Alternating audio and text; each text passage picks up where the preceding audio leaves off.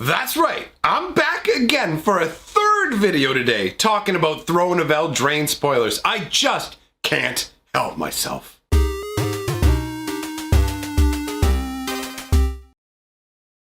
Greetings, owners of fine luxury cardboard rectangles. They just keep pouring the spoilers out, and it's so whimsical and fun that I can't help myself. When I look at the cards that are coming out, they're genuinely fun in terms of flavor. Admittedly, certain cards kind of miss maybe on the power level with some of the stuff we're going to look at today, but overall, the whimsical nature of it, just the whole concept of this set is really striking a chord with me. I know that some people in the previous spoiler videos have been, I don't know if I'm feeling Eldraine, but I'll tell you, I'm feeling it. I'm feeling it hard. So with that being said, let us dive in to talking about these fantastic looking cards. And we are going to start out with Wishful Merfolk.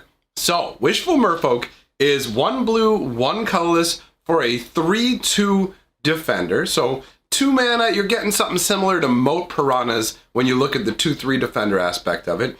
Now, for a white and a colorless, Wishful Merfolk loses defender and becomes a human until end of turn.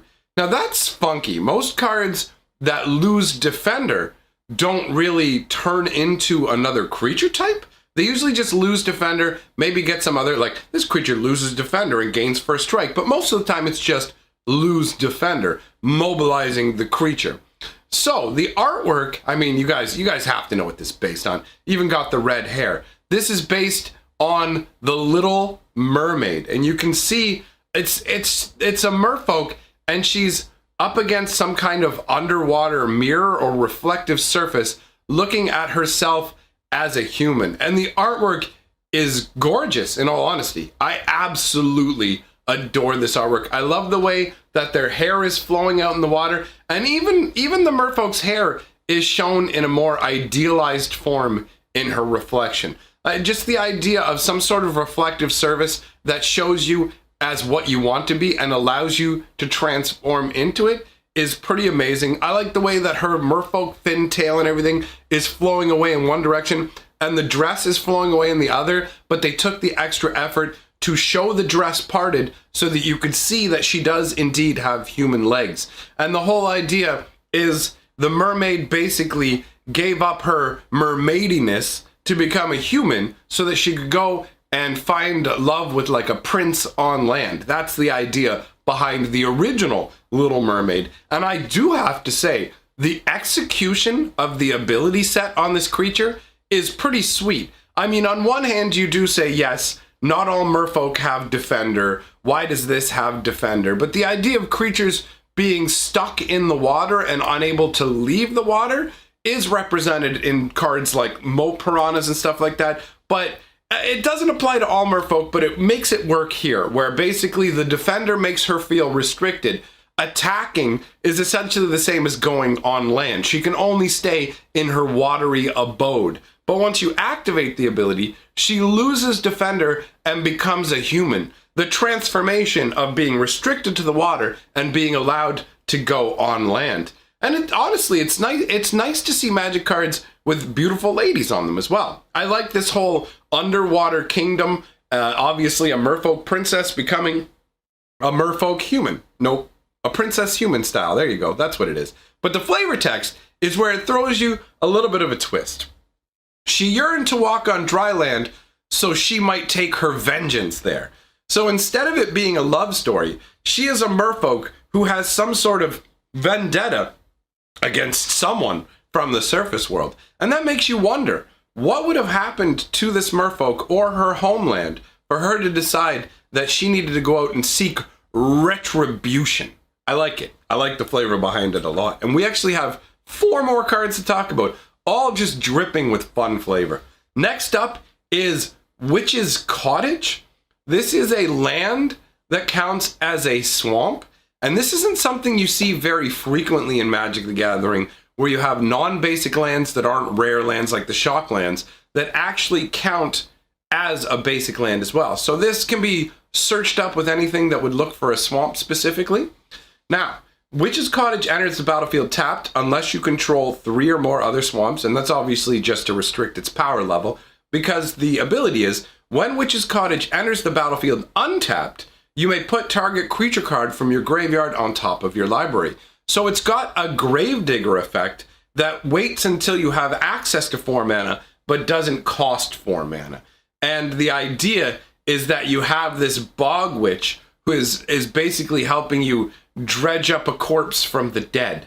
And that is pretty cool. And the artwork is awesome. I love it. You've got this cottage. It's kind of in a swampy kind of bog. It almost feels like an island more than a swamp, albeit a little bit of a creepy Halloween island. This is a great piece of artwork to go with the Halloween concept. It definitely feels like a fairy tale witch's sort of cottage, where it could kind of have, it has kind of a homey feel to it. It has kind of an inviting feel to it, even if it would be a terrible idea to go in there.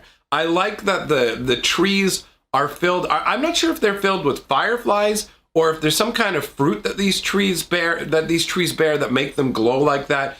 But I like the little pinpricks of light and warmth that show through in the branches of the tree. I like the light coming out of the cozy looking cabin. I like the fact that the cabin has a bunch of pieces of wood jutting off at different angles. It kind of gives it more of an unruly feel. If it was perfectly ordered, it would make the cottage feel more mundane and like it belonged in part of a town. But having the wood put up there, you could picture some kind of like witch hag, some kind of bog hag out there, just nailing boards up willy-nilly just to keep the drafts out, or maybe to keep what they have trapped in.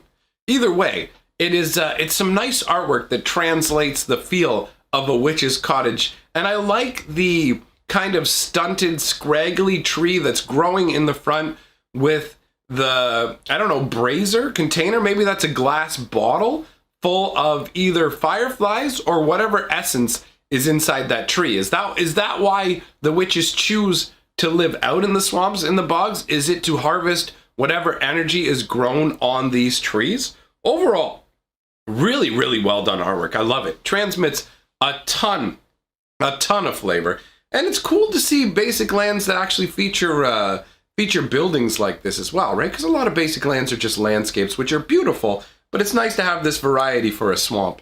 Now, after that, we've got Crystal Slipper. So we've got our Cinderella card here. 1 red, 1 colorless artifact equipment.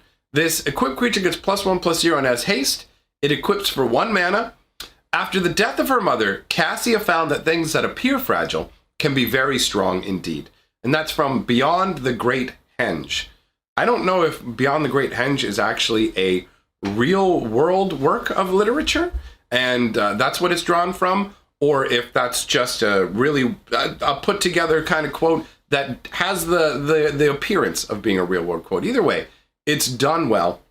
This is based off the Cinderella myth, or the Cinderella fairy tale, what have you, where Cinderella basically ends up with glass slippers as a result of an enchantment from her fairy godmother. The enchantment runs out, and yet somehow mystically one of the crystal slippers is unaffected by the spell, the enchantment evaporating, and the crystal shoe is used by a prince to go ahead and find Cinderella and rescue her from her life of trudgery and misfortune, essentially. So this is obviously going to be a different take on it. This is combat oriented, clearly. And the artwork is actually really nice. The glass slipper, the crystal slipper, I should say, looks fantastic. You've got a crystalline rose that looks real on the top of it, and it's floating above a very interesting pedestal. The pedestal is, in all honesty, it looks like a fancy wedding cake. It looks like, it kind of looks like a fancy wedding cake, and that goes well with the concept of the glass slipper as well. I mean, obviously, in the original style fairy tale, and this one, maybe not so much, but this is some sort of combat slipper that when you're not using it, you have it floating high in the air in a very inconvenient and weird manner. I don't know about that part, but it does make for very, very cool artwork where you can see the archway. Obviously, this is put near some kind of balcony or something where you can see it overlooking flowing rivers and a night-filled, starry, kind of cloudy sky. It's very beautiful and picturesque, in all honesty, even if it is kind of weirdly odd. It's a weird decision to go, we've got this magical sliver. I've talked about slivers too much. Damn you, Lash!